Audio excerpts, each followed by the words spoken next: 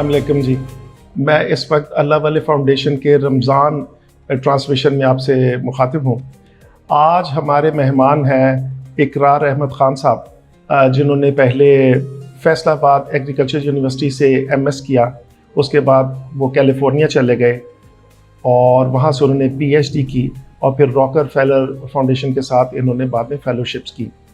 जो पहले इनकी तालीम थी वो हॉर्टिकल्चर में थी और फिर बाद में ये उसी में ग्रो करते गए। जब मेरी इनसे पहली मुलाकात हुई तो तब ये एग्रीकल्चर यूनिवर्सिटी फैसलाबाद के वाइस चांसलर थे और आज जब ये तशरीफ़ लाए हैं हमारे पास तो आजकल ये चेयरमैन PHEC हैं, यानी पंजाब हायर एजुकेशन कमीशन के चेयरमैन हैं। तो मैं उन्हें वेलकम करता हूँ हमारी रमज़ान ट्रांसमिशन में। और अस्सलाम वालेकुम सर। जी सलाम। आज पहले तो बहुत बहुत शुक्रिया कि आज आप तशरीफ़ लाए और आपने हमारे साथ हमारा रमज़ान जो है उसमें इफ्तार डिस्ट्रीब्यूट किया है। तो हमने चाहा कि इस मौके पर आपसे थोड़ी सी गुफ्तगू कर लें। शुक्रिया। अच्छा, थोड़ा सा अपने एजुकेशन बैकग्राउंड और फैमिली बैकग्राउंड के मतलब बताइएगा। शुक्रिया जी लोन साहब। मैं पहले तो मेरे पास अल्फाज नहीं है, जो आज रूह परवर मंज़र था। अल्लाह ताला ने आपकी फाउंडेशन को ये वसीला दिया कि आप जो अंडर प्रिविलेज्ड हैं लोग, जिनकी ज़रूरत है, वो आप उनकी ज़रूरियात को देख के उसका मदावा करते हैं। मैं एक देहाती आदमी हूँ। मैं एक गांव के स्कूल में पहले अपनी तालीम का सिलसिला शुरू किया, जिसमें कोई स्कूल की बिल्डिंग नहीं थी। उसको कहते थे अंडर द ट्री स्कूल, दरख्तों के नीचे। और फिर अल्लाह ताला ने मेहरबानी की, माँ बाप की मेहनत भी थी, दुआओं का सिला था, तो सिलसिला चलता गया। जैसा कि आपने कहा, मैं दुनिया की बेहतरीन दरसगाहों में गया और फिर मुझे मौका मिला कि मैं एक दरसगाह को हेड करता रहा 14 साल तक। वहाँ मैंने कोशिश की कि ये एक सदका जारिया है, तो जारी रहना चाहिए।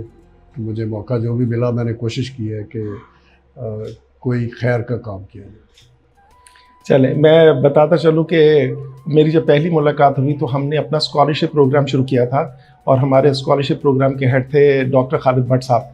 और खालिद भट्ट साहब की इकरार साहब से पहले से दोस्ती थी। मैं और डॉक्टर शाजिया और खालिद भट्ट साहब, फिर हम गए थे एग्रीकल्चर यूनिवर्सिटी और हमारे साथ बड़ा अच्छा इंटरेक्शन रहा। हमने खाना भी खाया, उसकी हिस्ट्री भी देखी, नेशनल इंक्यूबेशन सेंटर भी देखा हमने। तो आज का जो मौजू है, पहली बात तो यह है कि हम ना इनके साथ सीरीज़ करेंगे। मैं चाहता हूं कि जितनी बड़ी इनकी शख्सियत है उसके डिफरेंट पहलुओं को हम प्रिजर्व कर लें डिजिटल मीडिया में, ताकि आने वाली नस्लें उससे फ़ायदा उठा सकें। लेकिन आज जो है, मैं पहला मौजू जो इनके साथ छेड़ने लगा हूँ वो है एग्रीकल्चर का। तो उसमें मेरी इनसे बात हुई थी, तो इनका अपना एक पॉइंट ऑफ व्यू है। मैं वो पॉइंट ऑफ व्यू सुनना चाहता हूँ, क्योंकि GMOs के मुतल्लिक वर्ल्ड वाइड जो है वो एक नेगेटिव कैंपेन चल रही है। तो पहले तो मैं GMOs के मुतल्लिक, ये जो सीड है जेनेटिकली मॉडिफाइड जो है, उसके मुतल्लिक इनकी राय लेना चाहता हूँ। उससे फिर कोई सवाल निकलेंगे, फिर आगे चलेंगे। जी लोन साहब, ये GMO मेरे नज़दीक डिबेट है ज़रूर, लेकिन जो उसके ख़िलाफ़ प्रोपेगेंडा या नेगेटिव इमेज बिल्ड हुआ है, ये हमारी मेरे ख्याल में नॉलेज गैप है। हम सही तरह से इसकी जो उर्फ़ आम में, आम फहम में लोगों को समझा नहीं पाए। अल्लाह ताला ने जो रूए ज़मीन पे जितनी भी ज़िंदा मखलूक है, वो समुद्र पे है, वो ज़मीन पे है, वो पहाड़ पे है, हवा में भी है, वो सारी की सारी मखलूक जो है वो एक DNA से डिफ़ाइन होती है। और वो जो DNA है उसके 4 बेसिक बिल्डिंग ब्लॉक्स हैं, वो सब में कॉमन है। सिर्फ फ़र्क है उनकी सीक्वेंस का। तो साइंस और नेचर में ये सदियों से नहीं बल्कि मिलेनियम से होता आ रहा है। जब से रूह ज़मीन पे अल्लाह ताला ने ज़िंदगी को कौन कहा, तो उस वक्त से होता आ रहा है। उसकी एवोल्यूशन की जो हिस्ट्री है, उसकी बड़ी एविडेंस है कि सिस्टम इवाल्व होता गया है। उसमें सिंगल सेल ऑर्गेनिज्म है, बैक्टीरिया हैं, वायरसेस हैं, उसके बाद मल्टी सेलुलर ऑर्गेनिजम्स हैं, फिर जनाब लाइफ की दो मेजर जो ब्रांचेज हैं वो पौधे हैं, हैवानात हैं और नबातात हैं। और इन हैवानात और नबातात में भी आगे फिर आगे जो क्लासिफिकेशन है वो साबित करती है कि नेचर में अल्लाह ताला ने जो निज़ाम वज़ा किया है उसमें ये जारी और सारी है तब्दीली। ये तब्दीली है जो नेचर में आती जा रही है। सही है। तो ये तब्दीली जो नेचर में आती जा रही है, जो हज़ारों साल से हो रही थी, साइंस ने उसको समझ लिया और उसको पहुंच गए हैं डीएनए तक। और उस डीएनए को जो हज़ारों साल में नेचर में रैंडमली होता था, उसको अब कंट्रोल एक्सपेरिमेंट से किया जा सकता है। और जो कंट्रोल एक्सपेरिमेंट से जो किया जा रहा है उसमें मुमकिन ये हो गया कि नॉर्मली जो एवोल्यूशन है वो एक नर और मादा का खेल है, पौधों में भी और जानवरों में भी। और नर और मादा के खेल में ये डीएनए जो है वो रैंडमली जो है रीमिक्स होता है और कोई दो इंसान एक जैसे नहीं है। इवन जो आइडेंटिकल ट्विन्स होते हैं उनमें भी वेरिएशन है और इसी तरह से पौधों में भी है। तो अब वो जो वेरिएशन के बेसिस हैं उसको साइंस ने कंट्रोल कर लिया। उस कंट्रोल की एक प्रोडक्ट जीएमओ है और वो जीएमओ जो है उसमें बहुत सारी इंसानियत की भलाई भी है और ख़तरात इसलिए हैं कि उससे बायोलॉजिकल वेपन भी बन सकते हैं। जी ठीक हो गया। हाँ। अच्छा मुझे एक चीज़ बताइए कि आपकी बात से जो एक चीज़ सबसे पहले आपने कही वो तो ये थी कि ये जो डीएनए है ये तमाम मखलूक़ात का सेम है और उसके सीक्वेंस में फ़र्क है। ठीक हो गया। और ये जो जब ये मेल फीमेल का इंटरेक्शन होता है तो इसमें से जो डीएनए नया बनता है उसका सीक्वेंस में थोड़ी सी चेंज आती है। वो आधा आता है ना, वो सही है। हाँ। लेकिन वो जो नबातात बनते हैं और वो वैसे तो नहीं बन सकते। वो इंसानों जब इंसान जो है इंसानों के साथ मिलते हैं तो इंसान ही का मॉडिफाइड सीक्वेंस होता है ना। जब आप डिफरेंट सीक्वेंस कहते हैं वो तो फिर ये होता है कि नबातात बनेंगे, हैवान बनेंगे, कि इंसान बनेंगे। बिल्कुल ठीक है। लेकिन इसमें यह है। अच्छा लेकिन अगर फ़र्ज़ करें साइंस जो है वो नबातात से उठा के जो है वो उसमें डाल दे या ह्यूमन से निकाल के या हैवान में से निकाल के वो डाल दे पौधों के उसमें, इसके बारे में आपका क्या? ये बिल्कुल एग्जैक्टली ये हो रहा है और ये मुमकिन है और उससे आगे इंसानियत का फलाह भी है। मसलन इस वक्त इंसुलिन जो है, जितनी कमर्शियल इंसुलिन है वो सारे वो जीन हैवानात के हैं और वो डाली गई है बैक्टीरिया में और बैक्टीरिया प्रोड्यूस कर रहा है, वो आप कमर्शियली मेडिसिन में यूज़ कर रहे हैं। आप इसको अप्रूव करते हैं कि डीएनए में अगर आप अक्रॉस स्पीशीज़ अगर चीज़ें डालते हैं तो आप समझते हैं कि क्या वो कंट्रोल किसी हद तक हो सकती हैं या मैनेज हो रही हैं? बिल्कुल मैनेज हो रही है। रिस्क असेसमेंट है ना कि आप देखते हैं इंसानों के हवाले से ममेलियन टॉक्सिसिटी इसको कहते हैं कि इंसान को या जितने भी दूध वाले जानवर हैं उनको इनसे क्या ख़तरात हैं, वो रिस्क असेसमेंट्स के बड़े एलेबोरेट प्रोसीजर हैं। जीएमओ जो है 1980 में सारी टेक्नोलॉजी जो है पूरी तरह परफेक्ट हो चुकी थी, लेकिन 1995 के बाद पहली दफ़ा कोई फसल जीएम जो है वो ग्रो करने की इजाज़त मिली। सो गुड 15 साल जो है वो लगाए गए इसको यकीनी बनाने के लिए कि इससे इंसानी जान को कोई ख़तरा नहीं है। अच्छा, और आप ये समझते हैं आपके पॉइंट ऑफ व्यू में जो कहत आने थे वो आपके ख्याल से इसने अवॉइड किए? इसने अवॉइड किए बिल्कुल। कौन कौन से सन में कहत और कहाँ आने के चांसेस थे? देखिए कहत की हिस्ट्री दो कहत जो पिछली सेंचुरी में आए जिनके ऊपर उनके ऊपर जो साइंसदानों दो ने काम किया, दोनों को नोबेल प्राइज़ मिला। दोनों वर्ल्ड वार 2 के दरमियान आए। एक को बंगाल फैमन कहते हैं जिसमें सब कॉन्टिनेंट में बंगाल बिहार में चावल जो है वो गायब हो गया और मिलियंस ऑफ पीपल जो है वो मर गए भूख से। दूसरा कहते को मैक्सिकन फैमन कहते हैं, वो भी उसी वक्त आया और वहाँ की जो मेन खुराक थी वो मकई थी और मकई की फसल जो थी वो फेल हो गई। फ़र्क दोनों में ये था कि बंगाल के फैमन में चावल गायब जो हुआ वो इसलिए नहीं हुआ कि चावल मौजूद नहीं था, वो जो ज़ख़ीरा अंदोज़ और मुनाफाखोर थे वो उन्होंने जंग लगी हुई थी, गवर्नमेंट नहीं थी और वहाँ से चावल जो था वो महाजों पे जाना था। जो अंग्रेज़ सरकार थी उन्होंने जो अनाज था वो फ्रंटियर पे पहुँचाने के लिए यहाँ की जो लोकल डिस्ट्रीब्यूशन थी उसको उन्होंने मुतासर किया और उसमें मुनाफाखोरों ने पैसे बनाए। जबकि जो मैक्सिको का फैमन उसी वक्त आया था ना, वो क्रॉप की फेलियर की वजह से आया था।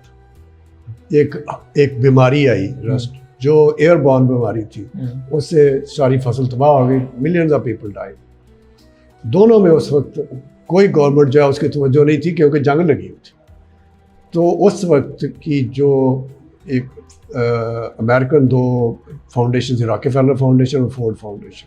और दूसरी कौन सी? Ford foundation. फोर्ड फाउंडेशन, जी। उन्होंने प्राइवेटली इन दोनों जो फैमन्स थे इनको एड्रेस करने के लिए फाउंडेशंस ने पैसे लगाए, और आज उनका असर है कि चावल की भी दुनिया में कमी नहीं है और गेहूं की, गंदम की भी दुनिया में कमी। अच्छा, इसमें आप पहले एक दफ़ा जिक्र कर रहे थे कि जो 60s में पाकिस्तान में शॉर्टेज हुई थी, जिसकी वजह से राशन डिपो एस्टैब्लिश हो गई थी 1966। और उसके बाद फिर क्या हुआ? आपने बताया था कि वो फिर जो 40s में रॉकेफेलर ने मैक्सिको में जो इन्वेस्टमेंट की थी रिसर्च में, उसमें से गंदम की नई अक़साम तैयार हुई थी, और वो जो गंदम की नई अक़साम थी उसको यहाँ पे मैक्सी पाक कहा जाता है। ठीक है। और मैक्सी पाक आने से जो उस वक्त हमारी औसत पैदावार 8 मन थी, वो 28-30 मन पे चली गई। अच्छा, क्या उसमें 3-4 साल में मुल्क में गेहूं की जो शॉर्टेज थी खत्म हो गई। अच्छा, क्या उसमें ग्लूटेन पहले था? ग्लूटेन हमेशा से था। ग्लूटेन जो है, जो हमारा ये चपाती बनाने का निज़ाम है ना, जो राइजिंग होती है कि आप आटा गूंथती है और फिर आटे को छोड़ती हैं, तो आटा जो है वो फूलता है और फिर उससे इलास्टिसिटी आती है, वो चपाती बनती है। वो नेचुरल प्रोटीन है, वो ग्लूटेन ही है। नहीं, लेकिन क्या वो बड़ा जीएमओ के वो बड़ा जीएमओ, वो जीएम नहीं है वैसे। वीट जो है वो नेचुरल क्रॉस से बनाई गई है, लेकिन जीएम की डेफिनेशन ये है कि आपने जीन किसी और ऑर्गेनिज्म का वीट में डाल दिया हो। ठीक है। वीट जो है वो जीएम नहीं है, वो नेचुरल हाइब्रिडाइजेशन है कि वीट के बहुत सारे रिश्तेदारों में जीन्स थे, उनको उठा के इकट्ठा किया। ठीक है। और इसमें ग्रीन रेवोल्यूशन में जो सबसे बड़ा उन्होंने काम किया वो ये था कि जो हमारी पुरानी गंदम थी वो 3 फुट 4 फुट ऊंची थी, और वो ऊंची, उसके ऊपर फिर जाके छिट्टा लगता था, तो उसकी पौधे की जो बहुत सारी खुराक है उसका तना ऊंचा करने में इस्तेमाल हो जाती थी। उन्होंने शॉर्ट ड्यूरेशन, एक शॉर्ट स्टेचर यानी ड्वार्फ वीट पैदा की, या मीडियम ड्वार्फ। वो जीन थे जो जापान में पाए जाते थे। वो जीन ला के मैक्सिको में बोरला की जो टीम थी उन्होंने उससे कंस्ट्रक्ट की नई वीट, लैब में कंस्ट्रक्ट की, लेकिन वो जीएमओ नहीं थी। जीएमओ का मतलब है कि आपने पोलन से नहीं किया, आपने इंजेक्शन से किया। वो इंजेक्शन के तरीके हैं, इंजेक्शन के तरीके हैं, लेकिन जो गंदम में हुआ वो इंजेक्शन से नहीं हुआ, क्रॉसिंग से हुआ। पोलन जो है वो छोटी कद वाली गंदम का ऊंचे कद वाली गंदम से मिलाया तो दरमियान वाली आ गई। ठीक हो गया। अच्छा, मुझे एक चीज़ बताएं, जो कॉन्स्पिरेसी थ्योरी जो चलती है कि जिसमें ये कहा जाता है कि कॉन्स्पिरेसी थ्योरी ये कहती है कि जी दूसरी जंग अज़ीम में कुछ ऑर्गेनाइजेशन थी जो डेडली वेपन्स बनाती थी, ख़ास तौर पे ये जो केमिकल वेपन्स बनाती थी। अच्छा, वो कंपनियां जो है वो बाद में डेवलप होकर और वो पेस्टिसाइड में आई, फिर उनके जो मालिक थे उन्होंने ही पीछे से बैठ के खाद प्रोड्यूस की, और जब इनका इम्पैक्ट सेहत पर आया तो उन्होंने उसके बाद फिर फार्मास्यूटिकल में इन्वेस्टमेंट्स की और एलोपैथिक को प्रमोट किया। ये जो चेन ऑफ इवेंट्स कह लें आप, या जो कॉन्स्पिरेसी थ्योरी है, इसके बारे में आप क्या कहते हैं? देखिए, अगर ये नहीं होता तो फिर आज दुनिया की जो आबादी है वो 8 अरब से ऊपर ना जाती। दुनिया की आबादी 1800 तक, 1798 में एक पेपर लिखा गया जिसको माल्थूजियन थ्योरी कहते हैं, कभी 1 अरब से ऊपर नहीं गई। पिछली 2 सेंचुरियों में ये 8 अरब पे चली गई है। उसकी वजह ये थी कि नेचुरली कोई ना कोई क्लैमिटी आती थी, प्लेग आती थी, बीमारी आती थी, भूख आती थी, बंदे मर जाते थे। अच्छा, मुझे एक चीज़ बताइए। तो ये सारा जो समर है, 8 अरब बंदा जो नौहे इंसानी ज़मीन पे घूम रहा है ना, वो इन्हीं की वजह से घूम रहा है कि अच्छी दवाइयाँ आ गई, अच्छी खुराक आ गई। आप कंप्लीटली कॉन्स्पिरेसी थ्योरी को निगेट करते हैं? अच्छा, लेकिन आप ये मानते हैं कि वो केमिकल वेपन्स बनाती थी? केमिकल वेपन जरूर बिजनेस है, बायोलॉजिकल वेपन्स भी, और यही कंपनी बनाई। एंथ्रेक्स जो है बहुत बड़ी बायोलॉजिकल, लेकिन एंथ्रेक्स वैसे पॉपुलर कर दी, वरना तो हर लैब में इससे भी सिनिस्टर चीजें हैं। हाँ, बायोलॉजिकल वेपन्स भी है। देखिए, वो साइंस का फिर वो इस्तेमाल भी है क्योंकि डिफेंस इंडस्ट्री भी तो दुनिया की बहुत बड़ी अच्छा, industry मुझे एक चीज़ बताइए, पाकिस्तान में इस वक्त नॉन जो हमारे पास लैंड है जो पड़ा हुआ है, हाँ। जिसमें अभी हम लोग कोई भी एग्रीकल्चर एक्टिविटी नहीं कर रहे, एग्रीकल्चरल एक्टिविटी नहीं कर रहे, वो कितना है? पाकिस्तान की ज्योग्राफिकल एरिया है तकरीबन 80 मिलियन हेक्टर। 80 million Hector. हाँ, और इसमें से जो कल्टीवेटेड है वो 21-22 है। अब मुझे एक चीज़ बताइए, अगर हम इफेक्टिवली उसको कर लेते हाँ जी। तो क्या फिर भी सरवाइव नहीं कर सकते थे? क्या उसके पॉपुलेशन नहीं बढ़ सकती थी? नहीं, उसके लिए एक तो पानी, ज़मीन है। ज़मीन तो जितनी कल्टीवेटेड है कम से कम ये 50% और ऐड हो सकती है आराम से, लेकिन उसके लिए पानी की रीडिस्ट्रीब्यूशन चाहिए, क्योंकि ज़मीन और पानी का मिलाप है ज़राअत।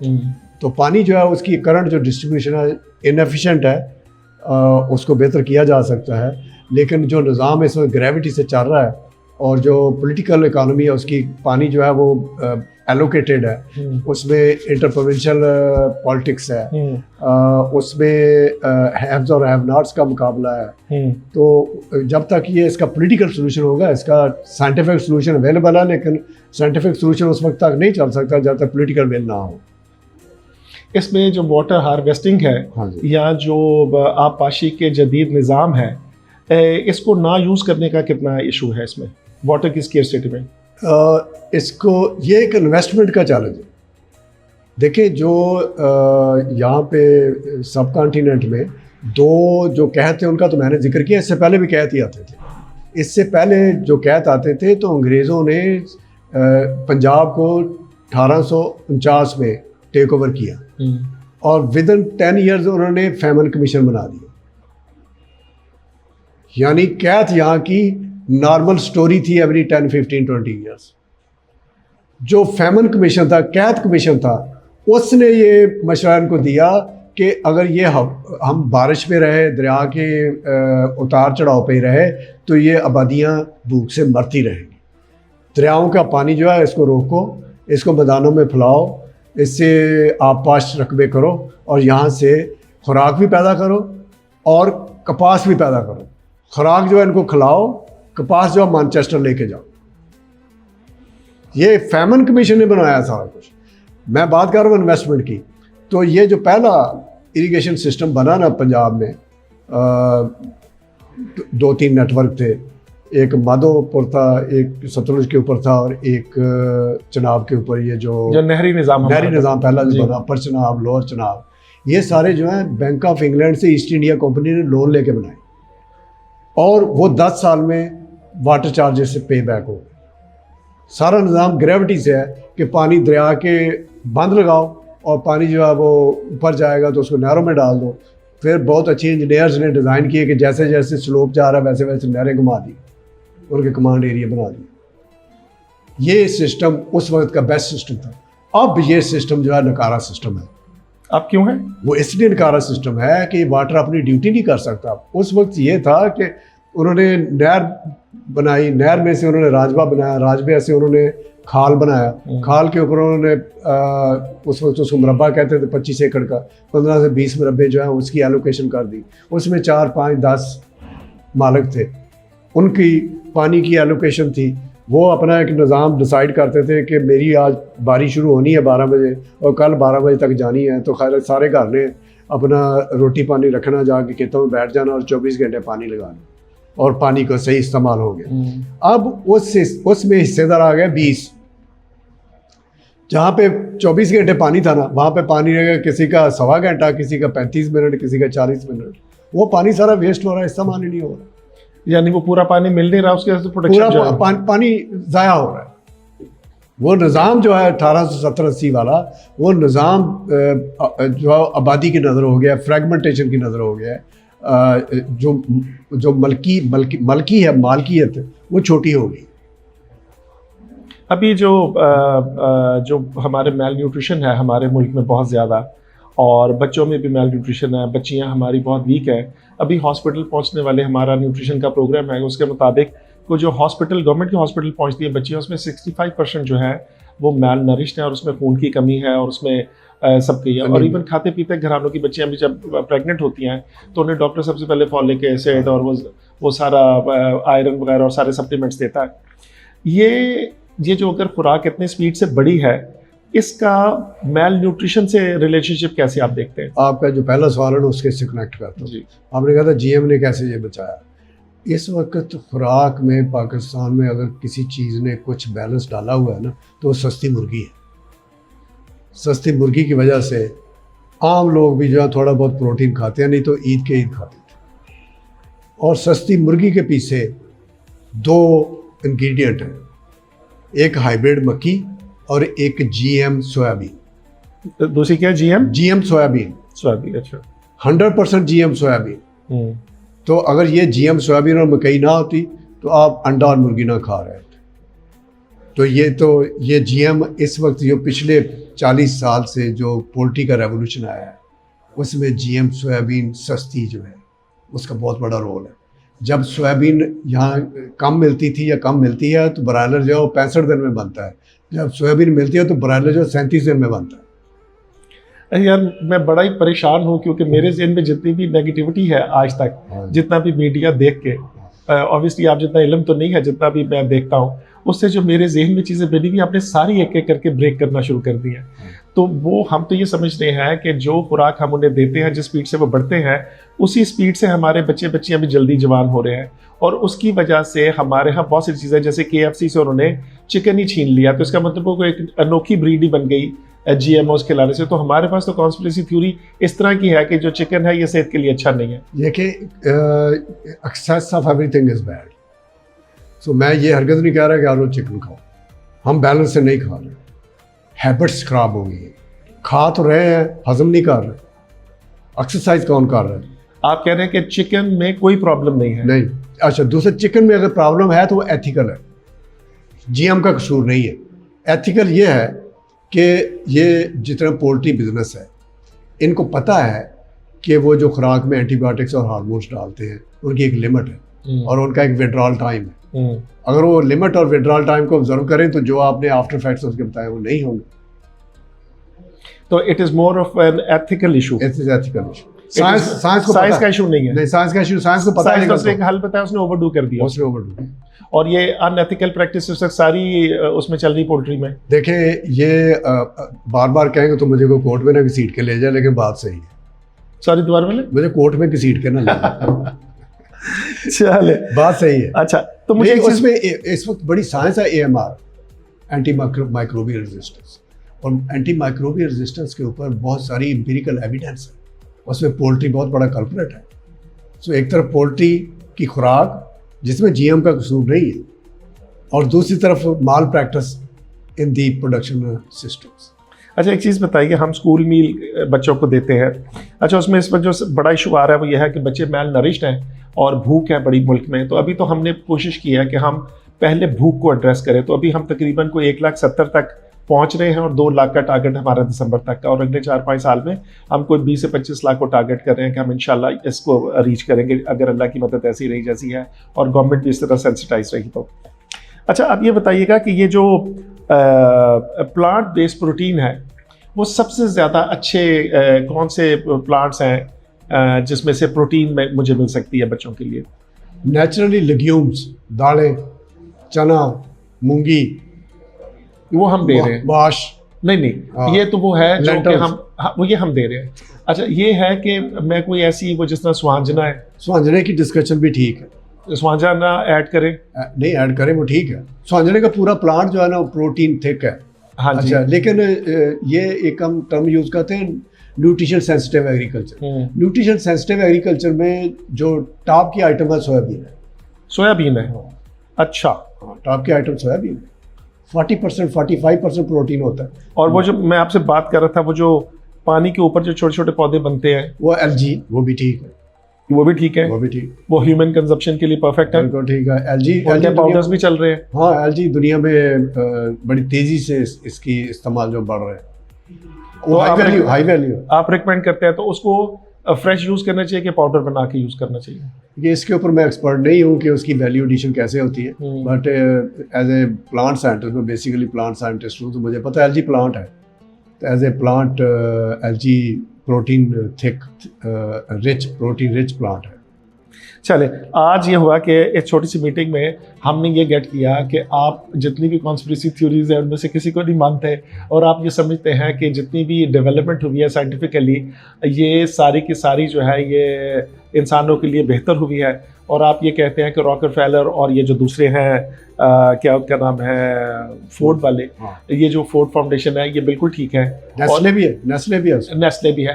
आपके ख्याल से ये जितने भी लोग हैं, इन्होंने फॉर प्रॉफिट्स ये काम नहीं किया, लेकिन उन्होंने प्रॉफिट जनरेट किया because of their scientific development? या मैं ये बिल्कुल नहीं कहता कि प्रॉफिट नहीं लिया। नहीं, मैं कह रहा हूँ लिया है, बट उन्होंने इन्वेस्ट करके लिया है, और उस इन्वेस्टमेंट में मोनोपोलाइज नहीं करना चाहते थे वो। नहीं, वो तो अगर वो मोनोपोलाइज करते तो फिर तो ये मेरे ख्याल में इतनी डाइवर्सिटी आती नहीं। जब आप सीड जो है आप वो अब आगे फ्यूचर में ये हो रहा है कि आईपी, इंटेलेक्चुअल प्रॉपर्टी स्ट्रांग होती जा रही है। तो जैसे जैसे आईपी स्ट्रांग होगी ना, तो मोनोपोलाइजेशन या आईपी की जो रॉयल्टी है और उसकी वजह से चीज़ें शायद महंगी होंगी, शायद नहीं, महंगी तो एक अलग चीज़ है, लेकिन कंट्रोल होगी। चले, आज के लिए इतनी गुफ्तगू काफ़ी है। आज आप आए थे हमारे पास इफ्तार के लिए, तो मैंने मौका जान के आपसे थोड़ी सी गप लगाई है। ये गप का सिलसिला हमारा ख़वातीन हज़रात चलता रहेगा, और इंशाअल्लाह हम ऐसे जितने भी हमारे सीनियर्स हैं जिनके पास वेल्थ ऑफ नॉलेज बहुत ज़्यादा है, हम कोशिश करेंगे उसे डॉक्यूमेंट करें और अपने मुल्क के आने वाली नस्ल के लिए इसे संभाल के रखें, और जो इससे इस्तिफ़ादा हासिल करना चाहे वो हमारे से इस्तिफ़ादा कर सके हमारी इस काबिज़ से। इसके एंड पे सर कुछ कहना चाहें आज के? कि मेरे नज़दीक आपका जो माल न्यूट्रिशन को एड्रेस करने का सिलसिला है ना, ये बहुत आसान है। हमने स्कूलों में देखा है कि कुछ तो बच्चे गुर्बत की वजह से है, कुछ जो है फैमिलीज़ की लाइफस्टाइल चेंज हो गए, बच्चे घर से नाश्ता नहीं करके आते, बच्चों को माएँ जो है वो पैसे दे देती हैं और वो कैंटीन से शुगर लोडेड आइटम्स लेके खाते हैं, वो बैडली प्रोसेस्ड फूड खाते हैं। तो ये स्कूल मील प्रोग्राम, फिर इसमें जो माल न्यूट्रिशन है, इसमें कुछ ये भी देखने की ज़रूरत है कि जो एक ट्रेडिशनल जो फूड हैबिट्स थी, हमारे जो बुज़ुर्ग थे उनमें क्यों नहीं थे ये डेफिशिएंसी? वो इसलिए नहीं थी कि उनकी खुराक में डाइवर्सिटी थी। यहाँ पे अब वो चिकन शुरा, तो वो चिकन के अलावा बच्चा खाता ही कुछ नहीं है। तो चिकन जो है वो एक सिर्फ मखसूस न्यूट्रिशन नीड पूरी करता है। आपको कैलोरीज चाहिए, आपको प्रोटीन चाहिए, आपको फैट चाहिए, आपको मिनरल चाहिए, आपको विटामिन चाहिए, आपको रेफ्रिजरेंट्स चाहिए, फिर खुराक बनती है। अब वो चिकन खा रहा है, वो चिकन तो बहुत खा रहा है, वो कोई नेचुरल जो विटामिन के सोर्स हैं, मिनरल्स हैं, वेजिटेटिव पार्ट्स हैं, इवन रेफ्रिजरेंट्स जो हैं जो बेसिकली हाजमे को दुरुस्त करते हैं, वो खा ही नहीं रहा। सही हो गया। आज के लिए इतना ही काफ़ी है। इंशाल्लाह फिर मिलेंगे इकरार साहब के साथ, इनकी शख्सियत के डिफरेंट पहलुओं पे बात करेंगे।